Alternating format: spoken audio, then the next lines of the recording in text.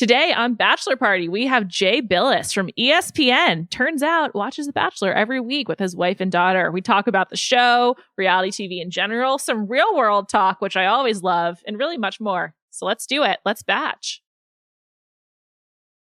This episode is brought to you by eBay Authenticity Guarantee. eBay knows that when it comes to jewelry, authenticity is the real gem. When you see the blue check mark that says Authenticity Guarantee, it means your next piece will be carefully inspired by jewelry experts and will always be worth its weight in gold. Whether you're looking to make a statement or build the perfect everyday look, eBay is making sure you get the real deal. With eBay Authenticity Guarantee, you can trust that jaw-dropping piece will always arrive jaw-droppingly real. Ensure your next purchase is the real deal. Visit ebay.com for terms.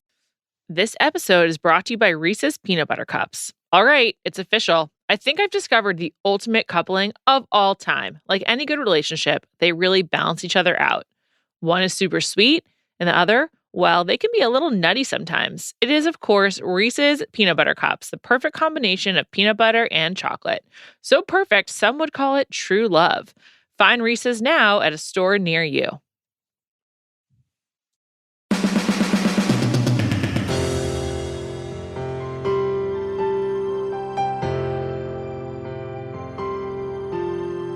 Welcome to Bachelor Party. I'm Juliet Litman. Today, I'm joined by one of Bachelor Nation's secret citizens, Jay Bilas of ESPN. Welcome. Thank you for having me, Juliet. I don't know if it's a secret. I've tweeted a little bit. I've tweeted a little bit here and there about the Bachelor or Bachelorette. Okay, so this isn't like you're coming out of hiding or anything like that. No. I've been hiding in plain sight. I mean, I'm not sure I'm carrying a flag around saying, "Hey, guess what I watched last night," but I don't hide it. In between your tweets about fair pay for college athletes, you're squeezing some Bachelor ones as well. Well, yeah, last night when I was getting text messages from friends about the national championship game, I was jerking them around pretty good saying, "I can't believe Sarah got a rose." And, stuff like that. Just like they're saying, "Oh, Meg, I can't believe they punted," or, I can't believe Sarah got a rose. And they're like, "What?" What'd you watch last night? Did you go with the national championship or did you go with the Bachelor or both? Two TVs or something? I did both. So I had the national championship game on in one room, and then I sat with my wife and daughter in another room. So I just walked back and forth. And they tape it and started a little bit late. They tape the Bachelor and start it late so that they can get through all the commercials quicker. Sure. Smart. Okay, that makes sense. Which did you find more entertaining? It was basically the game was a blowout. So yeah, it was a closer call. The Bachelor was a closer call. There was a lot more, although there were more injuries in The Bachelor than there were in the game. More medical professionals had to come out on the field during The Bachelor than during the game. Contestants also not paid, in case you're wondering. They have to the money comes after for that, much like college athletes. Like they go on the show, they have to provide all of their own wardrobe. They have to do all of the prep themselves, but then they have plenty of opportunity, way more opportunities than college athletes afterwards to make money. That'll be my next crusade is to make sure that they're fairly compensated for their work. When did you start watching the show? As soon as my wife and daughter started watching it. So what was your first season? I don't remember. Wow, but it's been a lot. It's been a long time. Pinpoint it. Yeah, it's been a long time, and it was sort of like for me watching an automobile accident or something. Like I didn't want to watch it at first. I thought it was kind of ridiculous. And then I thought, well, it's also pretty demeaning, that everybody would kind of wait in line. And I was like, I can't believe you guys. And then I realized, no, it's kind of like when our son, we've got a son who's 24 now, but when he used to watch professional wrestling and was so into it. And I was like, this is fake, right?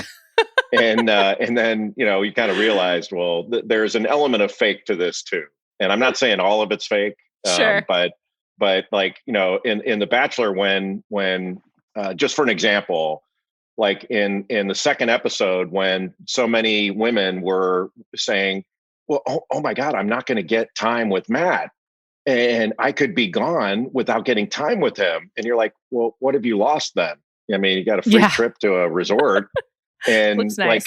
so you're in love already and haven't met the guy. This can't be that big of a deal. I do think that for some of them, they build it up in their mind. So when they get there, they're just like, I have to get my shot. I have to get my time. And then, of course, there's the wrong reasons people who are there for the, the screen time and what's to come next, of which there are definitely many. There's just so many women right now. It's very hard to keep track of them. Yeah, I mean, it's definitely hard to keep track. I don't know many of their names until they get a rose or something like that, like Bree or Sarah or all that stuff. But to me, how I got hooked on it was I was fascinated by when somebody got dinged, they wanted an explanation. Mm-hmm. And then you're like, don't get in the car. Like, just get in the car. Just go. Your dignity is in the car. Get in the car. Like, you don't have to sit around. You don't have, I understand they're contractually obligated to go to the last event and sit there, sort of in the crowd of the dismissed. But I after a while, like, I'm not interested in why. You told me you're not interested. I'm moving forward. Like, I'm done. You just I don't need go. to know why. Yeah, I don't need to know why. I don't think I'm going to be in this situation again. So I don't need to watch film and analyze what I did to get dinged. You don't need to crush tape. Yeah. Yeah. I don't need to hold your hand. I don't need a hug. I'm out. And I do always hate when the Bachelor or the Bachelorette's like, can I walk you out? It's just like, why? Yeah. Just let him go.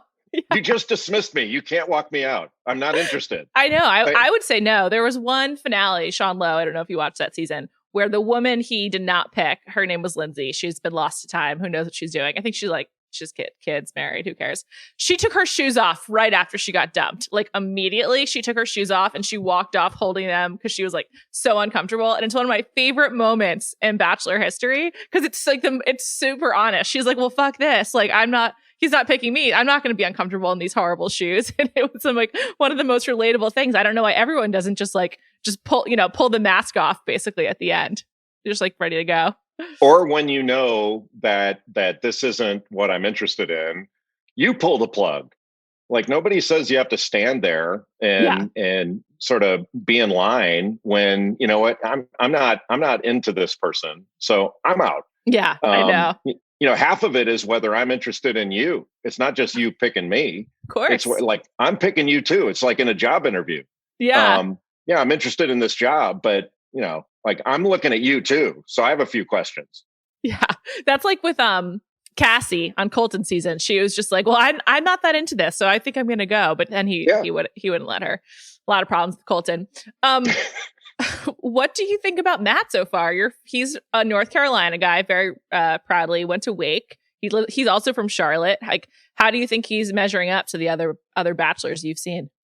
Well, I mean, I don't know anything about him other than his abs. Like, to me, the answer lies in his abs. Like, every time you look at him, every time he's on camera, it's basically abs. Yeah. So I'm very impressed. And if I ever needed, sort of washboard for my laundry, he's the guy I'd call. But it seems like a nice guy. But I have no, the only, I shouldn't say the only, among the things that I find maddening about the Bachelor or Bachelorette is there's very little substantive discussion between the parties or among the parties. It's kind of, thank you for being vulnerable and showing me your heart, and I'm following my heart. Some of the stuff you can't give an explanation. Like, I don't know why I like you better than the others. I like the other. I like someone else better. I can't really explain it. But, there's not a whole lot of tell me about yourself, tell me about this, or any discussion of anything substantive that might be interesting. It's just, well, thank you for, I've heard the word vulnerable more. Oh my God. Watching that. Like, vulnerable should be banned. There should never be, they shouldn't be allowed to say vulnerable or authentic or all that other stuff. Matt says vulnerable a lot, and he swallows the L, so it's very noticeable. He's just like vulnerable. Like, I can't even say it the way that he does, but he says it constantly. He said it like 11 times the first episode, and in such a weird way. I was just like, okay, let's move on. And then Tayshia said it a lot too. So it's like the watchword right now of the moment. He is just like obsessed with physical activity. I can't get over it. I think he would be like appalled to know how most people live. I'm like wondering if he knows that the way that he lives his life is not normal, because I can't believe how much he just like wants to do stuff. Like, he clearly loves like the activities. I'm cool with that. Like Oh, if you're, sure. But like, you I know, just find it for shocking. yeah, but I mean, I guess, yeah, I guess that's true. I mean, for me though, if you're gonna go on a date, like I don't know whether young people date anymore, like it was when I was younger. But you know, like when I was dating my wife, you know, you called up and said, "Let's go do something." It wasn't just, you Yeah. know, let's sit around and have a drink. Like you just didn't do that back in the day. You went somewhere, did something, and spent time together doing something. It wasn't necessarily like I wouldn't have. My wife would never have, when we were dating, would never have gotten on an ATV. Of course Like that not. would not have happened. But like you know, it has to be something interesting. And they've got like that resort, Mhm. Nemacolin, is not far from where my wife grew up. Oh, Actually, really? yeah, she grew up right in that area. That's not far from a place called Cumberland, Maryland. Oh. And so, you know, when I would go visit her and her family when we were dating, there wasn't a whole lot to do there. So when we were dating, I would have loved to have gotten on an ATV, and I would have driven it to the airport. What does she think of this area being on television? It looks beautiful. Great time of year in Pittsburgh, in the Pittsburgh area. Yeah, it is a beautiful area, and but I think, you know, she's not as impressed with the resort as it's being made to look on television. She said it's not all that. But you know, we're kind of snobs on places to stay now. So Sure. maybe when we were in college, she would have thought it was great, The magic but of she's not as TV. impressed. Yeah, she's not as impressed now. But It's just it is beautiful, like the all the trees and the mountains and all that Mhm. stuff. The setting behind it is beautiful. Yeah, it's also so much better than La Quinta, obviously. Very, Yeah. very, very sick of that. So Matt went to Wake Forest. Do you carry any like how much residual, like bias do you have against him as like a Duke person living in North Carolina? Like, what do you bring to the table when when you're watching him? I have zero residual bias or any sort of Wake Forest. I couldn't survive in my family if I had any problem with Wake Forest. My wife went to business school there. My son just graduated there 2 years ago. He was on the he played basketball there, and my boy, had played pickup basketball in New York Hmm, with the Bachelor. nice. So With he's Matt met and him, I Tyler then, guess. huh? Yeah, yeah. So he's met him. He didn't know him in school. I guess he either graduated before my son started, or he was a senior when he was a freshman, something like that. And so he doesn't know him, but he played pickup basketball against him. And I can guarantee you that in a shirts and skins game, Matt was skins. What else? What else? There's no way, if he's not wearing a shirt on camera, there's no way he wore a shirt playing basketball. Yeah, of course not. Yeah, I think him and Tyler, they put a lot of their pickup basketball on Instagram. I'm very familiar. Actually, I was going to ask you, like, I'm extremely familiar with Matt because I cover the show and just am crazy. But like, what's it? Obviously the Bachelor and Bachelorettes, like they come like from like the farm system. For you, watching this, just like watching the show, not knowing who this guy is it more interesting or less interesting to see like essentially a stranger? I mean, they're, not that you know any of them, but like completely that context. Like, what's it like watching it? I mean, it's all interesting. I'm less interested when they've been through it before, because not because I know them, but because you're going, you did this again. Yeah. Like, why would you do this again? And when everybody's feigning like, oh, this is so difficult and all that, like you didn't anticipate that you're going to have to say no to everybody but one. Mm-hmm. Um, it doesn't, there's part of it that doesn't make sense to me. Of course. And there's a big part of it that once you've been through it, you're like, okay, you think that this is the best way for you to find a partner, a life partner, and so you're going to do this again. I can't imagine doing it once. My wife and I laugh about this all the time. We're going, if you and I were in this, do you think we'd wind up together? Mm. And What's the she says, answer? I say yes. She says no. Okay. And I don't think I would approach it the same way I see on television. But she says no. She says that she would not be. I don't know. I can't remember the word she used, but it was the idea of assertive or aggressive enough to Mm. stand out. And I was like, well, that's what would be more attractive. I don't think I'd want somebody who would sort of, bowl through that whole thing. But I have no idea. But it's kind of fun to laugh about and think about. Do you guys watch Paradise as well? Yeah, I'm not as interested in that. That's more like sort of the frat party version of everything. That's a And good way of putting it. yeah, it kind of, it's like everybody says, all right, well, I've been kicked out of this thing, so let's go and have a few drinks and see what it looks like. See what it looks like when I'm drunk or high. I'm just curious, like who in the Bilas household, you guys are all, who you would draft to be on your Paradise team. We like to do, Bill and my colleague Mallory and I last year did a Paradise draft from The Bachelor of all the women we wanted to have on and who we were picking for our teams. And, like just who would cause the most drama, who would cry, who would just like get into crazy fights, all this stuff. And I was just curious if you guys have your eye on anyone from the first two episodes of who you'd want on your Paradise team. Well, I mean, Victoria is the one that would be the train wreck. She could cause the train wreck. Of course. Clearly. So to me, it didn't take too long to figure out, okay, she's sticking around for a while because that's where the drama is going to be.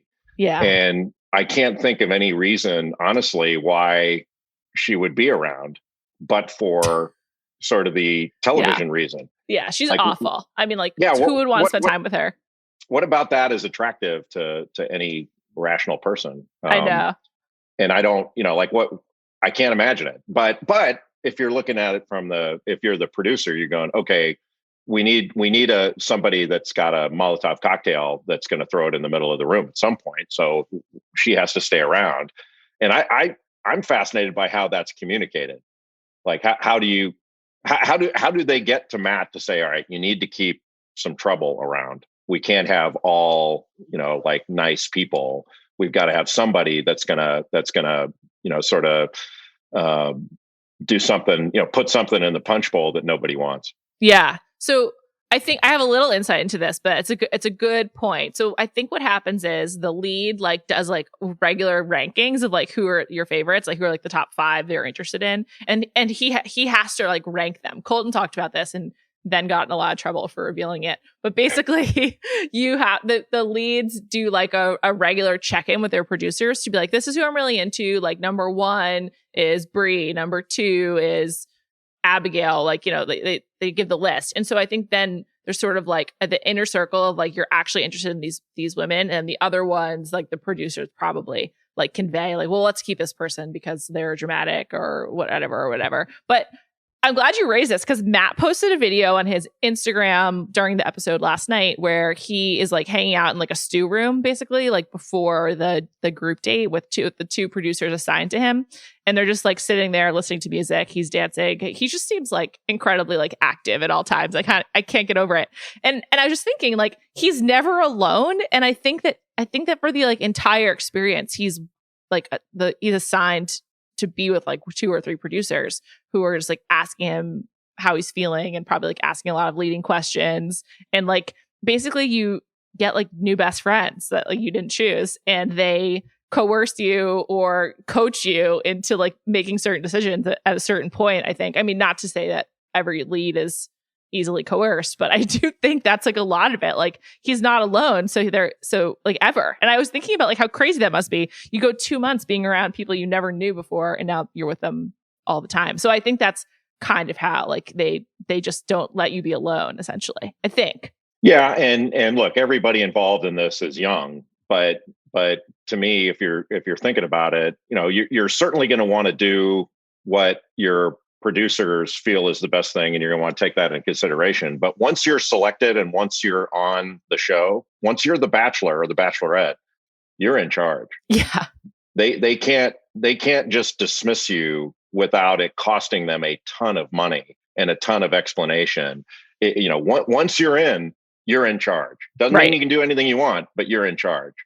And I'm not sensing watching it that's what's happening. Because now, look, maybe he feels really strongly toward Victoria, but if he does, that's a problem. That's a huge flaw that he has that he probably needs to get some help, addressing. But I mean, it's clear, that's the professional wrestling side of this. And after 20 some seasons of this, it's not hard to figure out. But it doesn't mean I won't watch it. Sure. But I don't like, at the end of it, I'm not sitting there kind of, my wife and daughter will go back and forth about, this and that and the other. And you're going, you guys are debating, you're debating something that is fake, right? You're debating the fake part of this. And to the extent that anything's real, that's not it.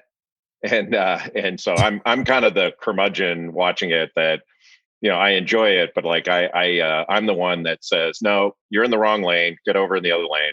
And then they look at me and go, will you shut up? Like, you need to shut up.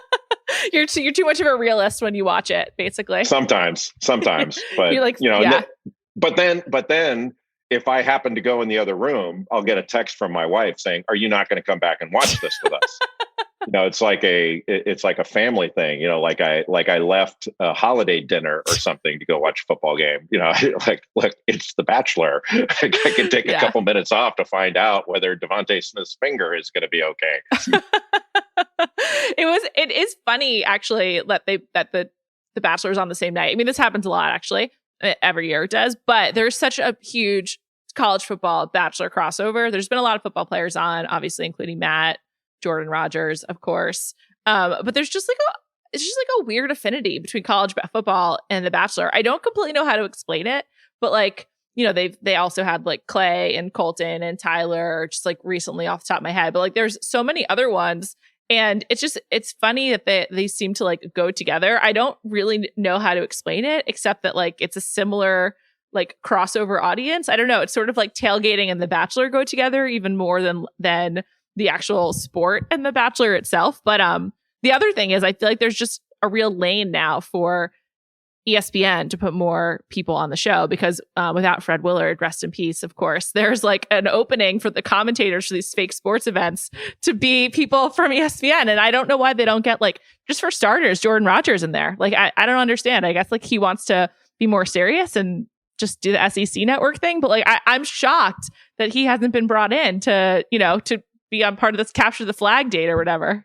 I would jump in there in a heartbeat. Yeah, I was going to ask if you would do it if they asked you. Oh, absolutely. Absolutely. Because it would, I'd probably enjoy it more if I dove into it more. Mm-hmm. It's more for me something like, one, it's competitive. Like there is a competitive aspect to it. Oh, They're making sure. selections. It's the same thing like why I watch, Chopped on the Food Network or something. I don't know why I watch that, but because they're cooking with ingredients I would never use.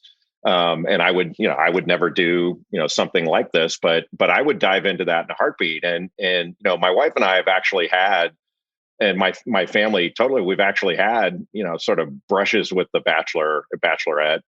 When I think it was the first ESPYs broadcast that my wife and I ever went to in LA, we sat right next to Chris Harrison. Oh my God. And nice. I had no idea who he was. And my wife, Wendy, did. And so he was very nice, very charming. And, we talked, but it was one of those things where he had no clue who I was and I had no clue who he was. Hilarious. And which happens to me a lot where people don't know. Like I was, I don't my believe wife that. and I, it's true. My wife and I laugh about this all the time. So I was on a late night with Seth Meyers once, right before the NCAA tournament. And, once in a lifetime thing for me. And so my wife's with me and we're in the green room. And then he's a huge sports fan, Seth Meyers. Yeah. And really good dude. I mean, it was really fun and exciting. I mean, I was total fanboy about every aspect of it. And Jake Gyllenhaal was on the show. So I'm like, when am I going to ever meet Jake Gyllenhaal other than this? So I went up and I'm older now, so this doesn't bother me. So I went up and I introduced myself. And he said, and he looks at me while shaking my hand. He goes, "Oh yeah, big fan." Oh my God. And I turned around, I went back, told my wife, like, he said big, he has no idea who I am. Zero. And so now every time that happens, where somebody doesn't know who you are, we always look at each other and go, "Big fan." Big fan. It's hard for me to imagine Jake Gyllenhaal watching sports. Like, I don't know if he sits down for a game or a match of any kind. I just don't know if I see that. If I were him, I wouldn't. I'd be more consumed with other things. But and then we also had another thing with Jordan Rogers. My son and I were on an ESPN, so it was like a celebrity fantasy football thing. Nice. And so my son and I were a team, and then Jordan and his girlfriend were. Are they married now? I don't even know if they're married. I don't follow them afterwards. Joe, that sounds like stalking. You follow them afterwards, it's stalking. Well, there's a lot of us stalkers out there then. Jordan and JoJo got re-engaged. Like they got engaged on the show, then they dated for like 3+ years, and then he proposed again. And now they're engaged, and I think they're like waiting till after COVID to get married. But like they should just get married. I just think like have the party later, get married now, whatever. Especially if there's like tax benefits in it for you, just go for it. But yeah. I don't know. But anyway, they're not yet married. That meeting was so I kind of told my son, like, look, we have to do this for your mom and your sister. You got to get a picture with Jordan and JoJo, and we did, and sent it to my wife and my daughter just to piss them off and have them going, oh my God, we should have come to this thing, we didn't know. And then the other one was the Chip and Joanna Gaines. Nice one. We did game day at Baylor last year, and they were guests on our show, and we went to their restaurant the night before and all that stuff, Magnolia. In Waco, and so sending them the picture of that was kind of high jealousy factor. There's a lot of FOMO going on there. Did Jordan Rogers know who you were? I don't know. Probably not. That's shocking to me. He works in sports broadcasting, allegedly. No, he does. He's on the SEC network. Yeah, I mean, he might know by sight or anything, but a lot of the football guys don't see beyond football, and I don't blame them. I mean, that's the football in America is the number one sport. Yeah. So I'm not shocked by that. I mean, there are a number of our football guys that have no idea who any of the basketball players are.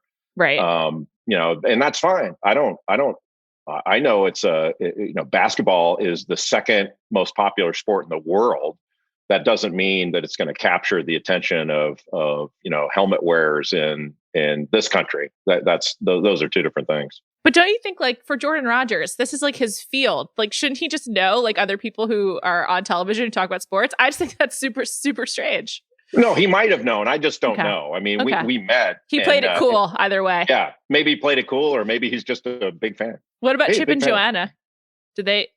No idea. Yeah, they were very nice, and but no idea. And like I watch Fixer Upper all the time. That's another thing that I think is awesome. Although, you get to know the rhythm of all these shows. So I wasn't surprised when, there was a fainting and the medics come out and they say, to be continued. Like, I know. No, that's what they do. I mean, I think it sucks. Bad could happen to her. There's no way. No. And like, we wouldn't know if there was, a tragic event, but it's kind of like when they do a to be continued on that, nothing happened. Yeah, totally. But you're also like, really, like, now we're gonna really, we're coming back anyway. It's not like people are going to go, oh, okay, I know who got the rose this week. Well, I don't have to watch next week. We're all in anyway. So, give us a little bit of more enjoyment without pulling the rug out from under us this week. This episode is brought to you by eBay Authenticity Guarantee. eBay knows that when it comes to jewelry, authenticity is the real gem. When you see the blue check mark that says Authenticity Guarantee, it means your next piece will be carefully inspired by jewelry experts and will always be worth its weight in gold. Whether you're looking to make a statement or build the perfect everyday look, eBay is making sure you get the real deal. With eBay Authenticity Guarantee, you can trust that jaw-dropping piece will always arrive jaw-droppingly real. Ensure your next purchase is the real deal. Visit ebay.com for terms. This episode is brought to you by Visible. Maybe you've already let your New Year's resolution slip. We all have, but you can still make a 2 year's resolution with Visible. Right now, you can get a one-line wireless plan from Visible for just $20 per month for 24 months. 24 months is basically 4 Bachelor seasons. That could be 4 engagements, 4 broken engagements, so many other couples we didn't see them coming. It's really an eternity in Bachelor Nation. And that's unlimited 5G data powered by Verizon with no annual contracts. Switch now at Visible.com and use the code VISIBLE24. Don't miss out. Offer ends January 31st. New members only. Promotional rate with service on the Visible plan. For additional terms and network management practices, see Visible.com. When you mentioned Chopped, I wanted to ask, do you watch Top Chef? Yes, I watch all that stuff. Top Chef is like, I think, closest to like high quality sports in the reality. It's Top Chef and Survivor. They have like the real sense of competition that and also you're like, you are an expert, you're like in your field, or you're at the top of your game. I mean, Survivor's a little different, but with Top Chef, it's like so thrilling because you're like, these are actually really good chefs, and this is actually like really good for their career. And there's such a corollary there between sports and the reality aspect of it. That and Iron Chef, the thing I like about those that is better than Chopped is I don't know why I watch Chopped. I like it though. But what I like about the other shows a little bit better is they work with things that you might work with, and you could actually learn something about technique that you can put into your own cooking. And like I'm not going to use some of the crap they use on Chopped. And the skill set of in 20 minutes, take this dumpster and turn it into something edible. That's not a skill set I'm interested in. Like I want something else. And so I like those others better. I like just the sense of intense competition too. Like the chefs on Top Chef, like they want it badly, and they also like want to be better than the other people. Like they're just so competitive with each other. I like really enjoy that. And it's a really well-made television. I mean, Survivor and Top Chef, I think like just they've been around for such a long time. They like really mastered how to do like competition reality TV in a way that like is just kind of set apart from everything else. I mean, it's a really different kind of show than The Bachelor, obviously. It's like there's no like suspension of disbelief, really. It's sort of like you're just like in that world and you just go with it. Well, and there's a lot of parallels between these shows and the Bachelorette shows. Like in Chopped, when the contestants say, "Well, I know I put out a better food than my competitor." Well, how do you know? You didn't eat your competitor's food. Yeah. I mean, you might have thought it looked better, and that yours was really good, but you're not eating their food. You have no idea. And when you're being judged by the Bachelor or Bachelorette, how do you know what their relationship is with the other? You think you've got this good one, but you don't. If you're standing in a line or standing on a podium and somebody's choosing among 30 people, like, how do you think yours is so special? Right. I know. What makes you so great? Yeah. And what makes you think that the time that the person's spending with you is going to be different than everything else? And I don't, like that sort of mindset escapes me. I know. Which is why I would never be successful on that unless I was the one picking. Because if I were the other one, I'd be going, well, look, after you called out everybody else, you let me know if you're interested. Because I'd love to get to know you, but I'm not standing in this line. I'm just not doing it. I think you're way too much of a realist for this. That's the impression I'm getting. Not realist. It's just sort of like too much pride or dignity, I should say. It's not even pride. No, I can't imagine somebody thinking that's attractive. Like somebody that would like. I'm not doing that. And I don't think I would have stood in any line. Like if there was a line knocking at someone's door, and they were saying like, take a number and I'll get to you later. I'm like, no, that's fine. I'm good. I'm with you.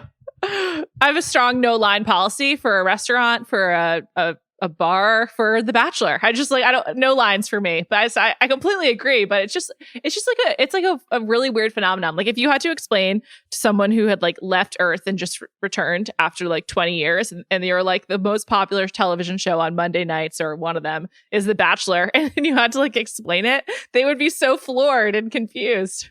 Oh, I get why people watch it, because I watch it. I mean, I get why I watch it, so I don't see why other people wouldn't find it really compelling and fun and a lark. I mean, there are a lot of messages sent in this that are unpalatable, but I think we can, as a society, get over that. We got bigger issues. But whether you would do it yourself is a different deal.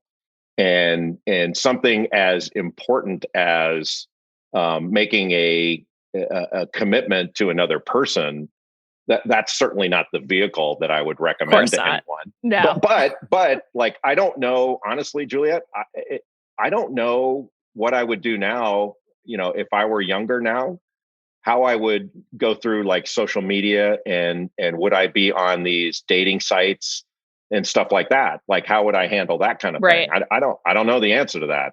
You'd probably use whatever means necessary, to So you're not at home on Monday nights by yourself watching The Bachelor. Well, the funny thing is they were like all talking about how they're like, this is not a sorority this week. That they're just like going on and on about that.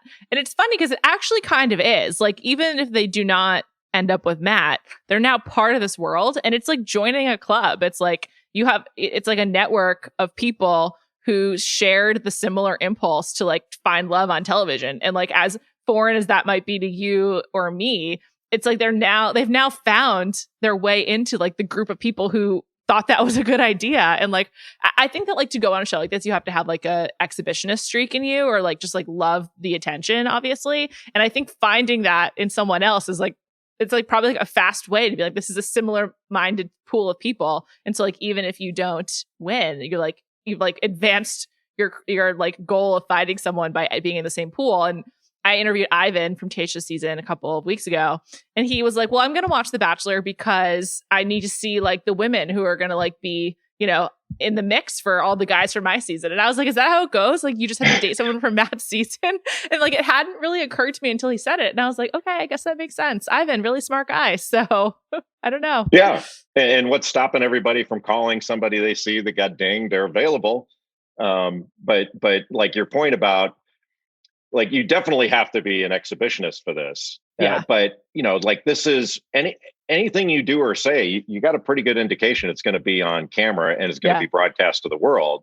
So, you know, the image that you put across is going to last longer than just, you know, sort of how you approach or how you process who's in the room and whether you think it's a sorority or not.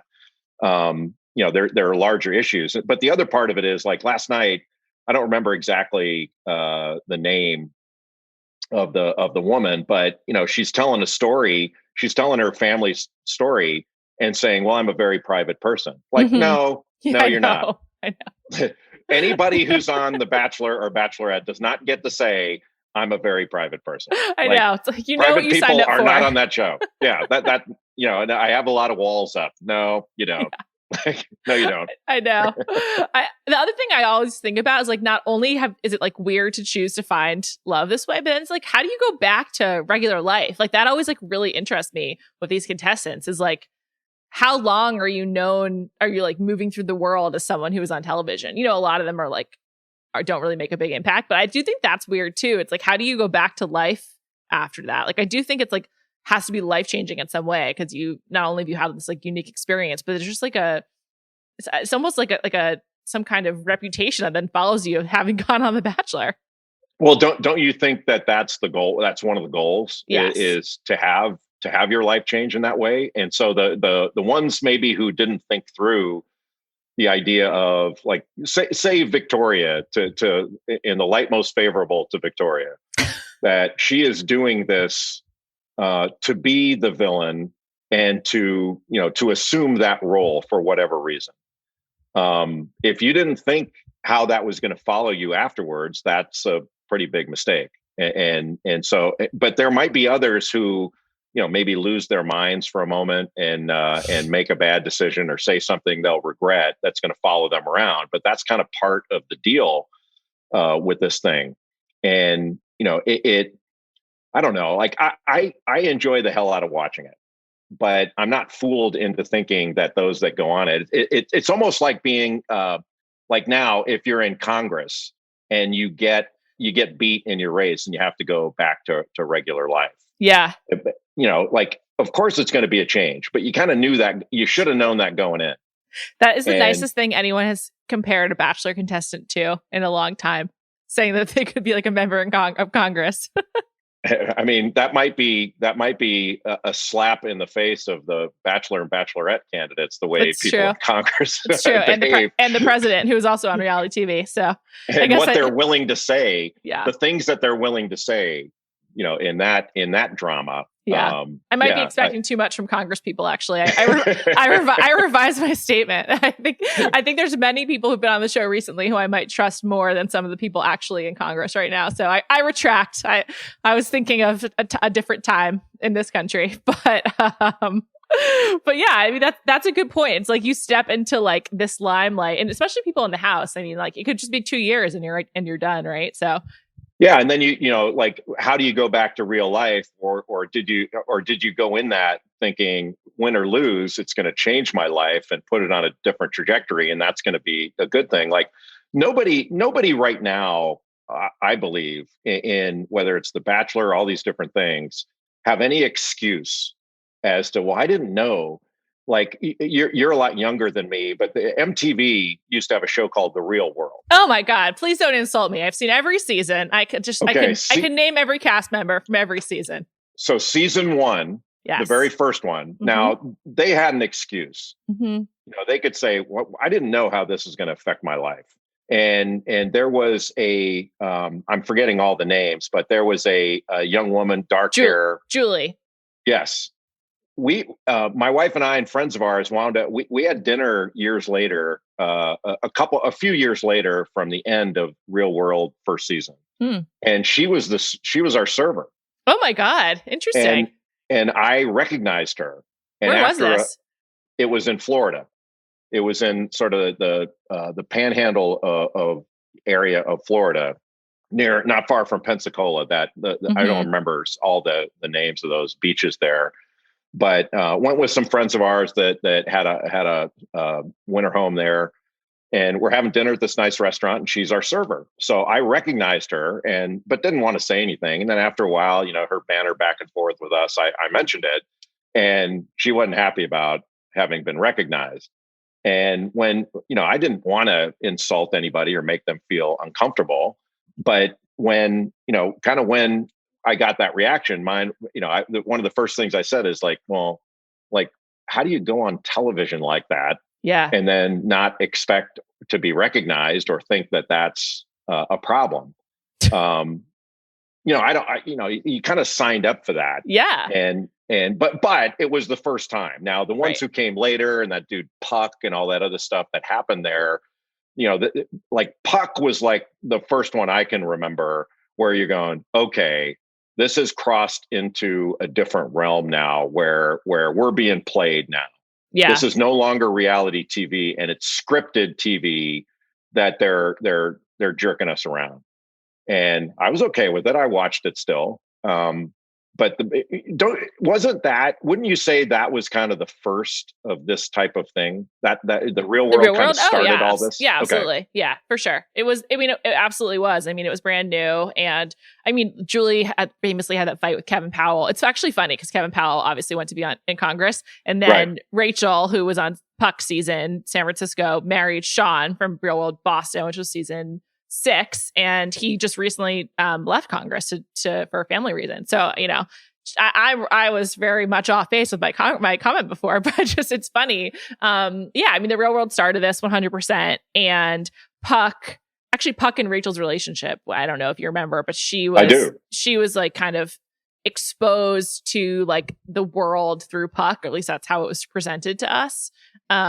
It's really funny to go back and watch some of this stuff because it feels like so mild compared to like the sensationalism of reality TV now. But it was such a, that season in particular, Real World San Francisco had Puck, who was like this provocateur, which is now like he kind of was the prototype for that type of character. There was Rachel, who was kind of, she was very vocal about being Catholic, and this was a whole like kind of opening up of the world for her. And then there was Pedro, who in the middle of the season, he left and he passed away from AIDS. Like that was just an absolutely defining moment in pop culture and television.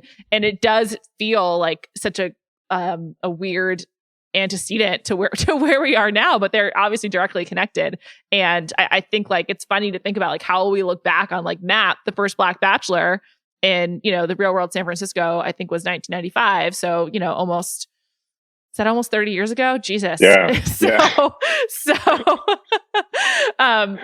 It's like really fascinating. It's like it's like funny, like conversations I think about The Bachelor and reality TV usually start off like really frivolous, but it is such a huge part of pop culture, and it's been such a huge part of television since 92 when the Real World started.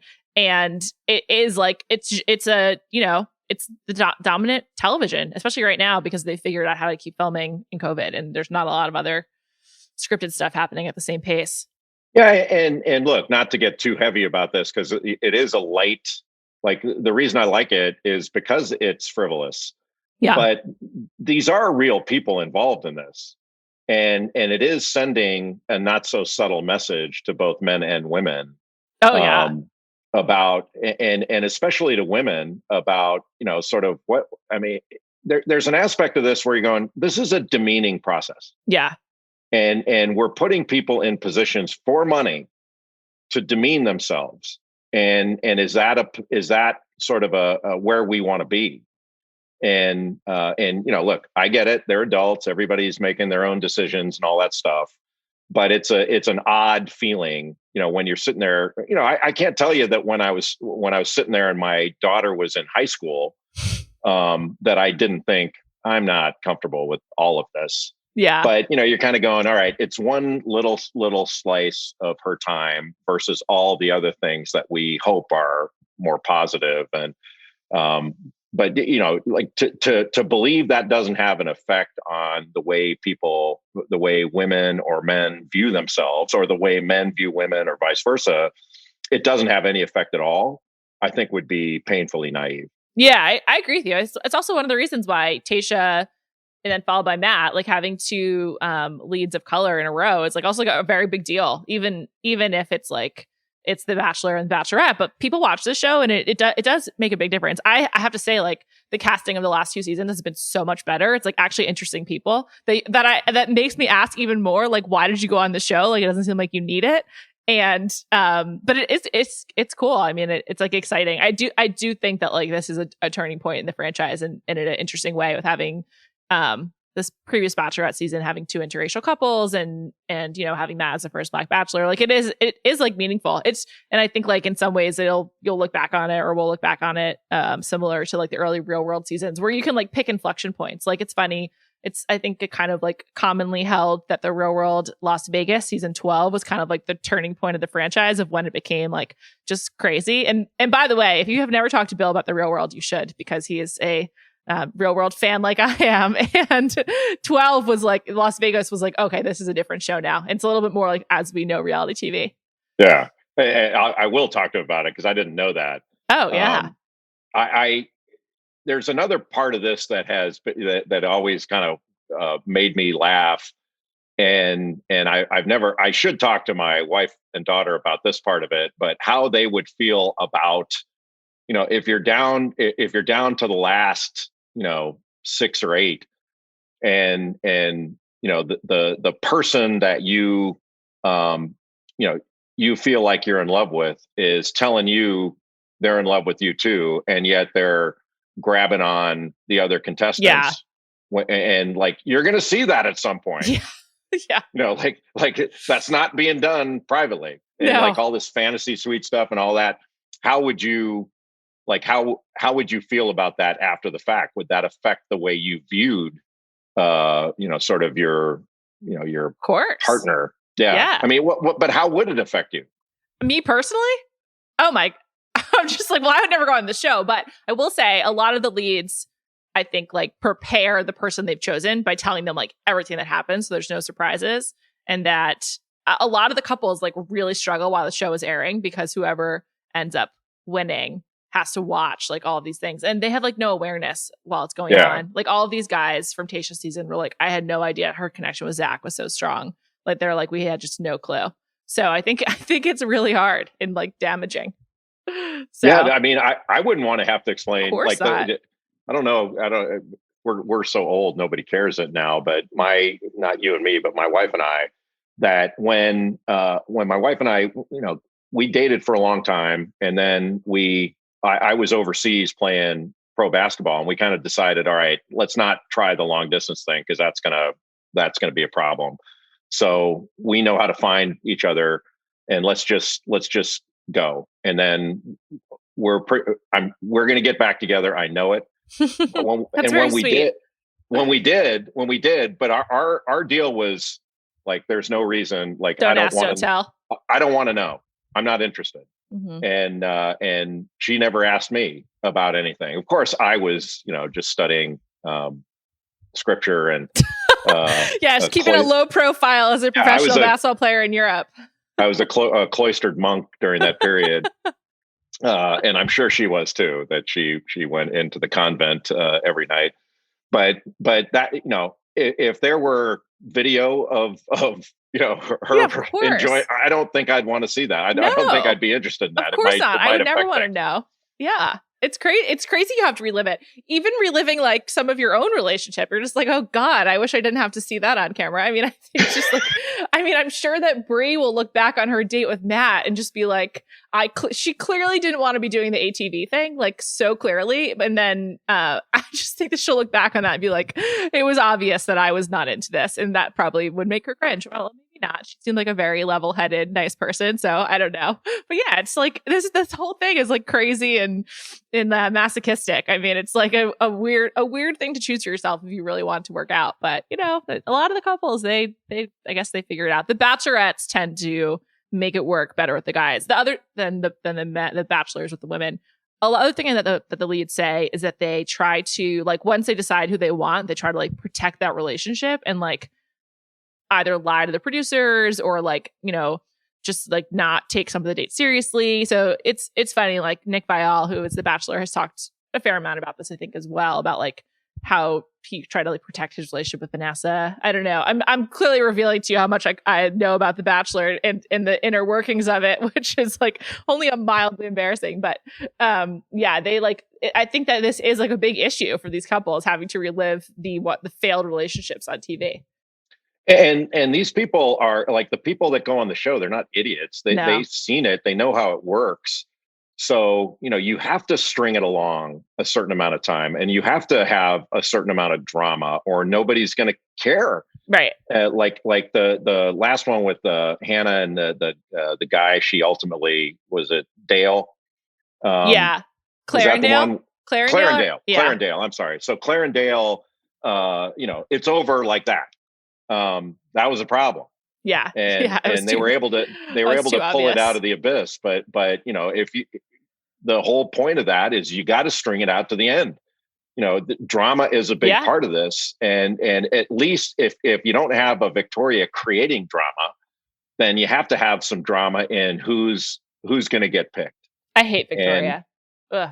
Yeah. I mean, it's so obvious. It's boring. Yeah, I agree. It's boring. Also, she now has been revealed to be like a Trump person, which is like in no way surprising, but like people found photos of her with like a Trump flag seemingly in the background. It's just like, this is all so predictable and just not even interesting. Like, just like, no, thank you. I actually think she could go sooner than you would think, because she's not really teased in the like scenes for next week. And like in general, I think we've seen a lot of the Victoria material. So hopefully, also like if you're Matt and you're just sort of like, also you said earlier, like, they are in charge. Claire was clearly in charge. She clearly was like, I'm not playing this game. I've selected Dale. I do think Matt similarly is just sort of like not that interested in mediating drama. Like he doesn't even seem to like he doesn't want to like be stressed out by it. Like I think like Peter got stressed in like a kind of like a weird way that propelled him. But I just feel like Matt's like, nah, I'd rather just have fun on my ATV.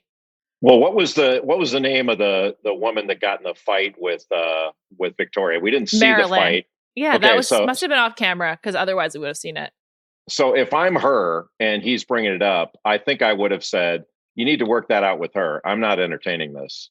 Like I didn't do anything wrong. I'm not being pulled into any sort of drama. So you work that out with her and you let me know, sort of, I would have politely declined sort of to have that part of this. I know. And so I'm out. I'm going to go back into the pool with the other fish, and you decide when you want to drop your line in again, because I'm not interested in this. Yeah. And I'd walk also away from it. If she's smart, she'd be like, I know that this won't help our relationship. Like I've seen the show. This won't help if I get involved in this girl on girl drama. So I'm not doing it. Like you're right. She should have just been like, no, thanks. I'm out of here. Yeah, I'm gone. So I'll be back having a drink with everybody else. And when you work it out with her, you let me know. Yeah. And if you don't want to, that's fine. Because when I came out here, my bag's packed anyway. Yeah. So I'm actually in pretty good shape. I know. There's really not a problem. There's a car waiting and a bag packed. So just let me know. And I think that's more attractive. I think that would be more attractive to a thinking man than somebody who said, okay, well, here's the explanation. Like, if you don't want drama, why do you want an explanation? Right. Like that was the thing too about Matt created that drama too when he said, "Hey, this is really bothering me." Really? Yeah. Like, so you think the quiet one caused the problem, not the one who walked in saying, "I'm the queen." You think it's me. Yeah, Well, seriously. you know what? Go talk to the queen and find out what the queen says, and then you guys work it out. It's true. Because I'm not doing this. And I would find that a heck of a lot more attractive than somebody who says, "Oh no, I'm not." I wouldn't be interested in that. Hopefully that's what happens. Although, we've already seen it might not. Marilyn, well, she already apologized. I know. For what? She must have actually. I think that obviously Victoria's awful and she seems like she's gaslighting everyone. But Marilyn must have said something that she felt like there was even a conversation to be had. Like if literally nothing was said, then I don't even know how we got here. So I think it must have happened in their room, like before they were going to sleep or something. And that's why it's not on camera. And there must have been like some tiny comment. Yeah. I bet not. It was probably something really small. Yeah. And especially in comparison, because, like my wife would be the one that would be treated badly and apologize to somebody because they just want it over. Yeah. They would say, "All right, what is gonna get us back to civility and stop all this? And if it means I've got to take a bite of a shit sandwich, then I'll take a bite." I wouldn't, but I think she would for the sake of stopping, that kind of thing. And so I don't know what happened, but that would be my guess that sort of if you looked at what's the most likely that the loud pain in the ass is wrong, that everyone or hates, the quiet one that everybody else seems to like and can't believe she would do something like that. Yeah. Okay. Well, it's got to be her then. It's got to be the one that everybody likes. She's the one that did it. I don't buy that. Me neither. We're not buying it. Jay Bilas, thank you so much for joining me on this podcast. This was absolutely delightful. I'm thrilled to know that you watch so much reality TV. That's really great. It's great. Hopefully we'll chat again about other shows that we cover here. And, I hope your wife and your daughter enjoy this season. And you can catch Jay Bilas on ESPN really quite frequently. So I don't know why people don't know who you are. It's very strange to me. Well, Juliet, big fan. Thanks. I appreciate it. I'll be back on Monday night.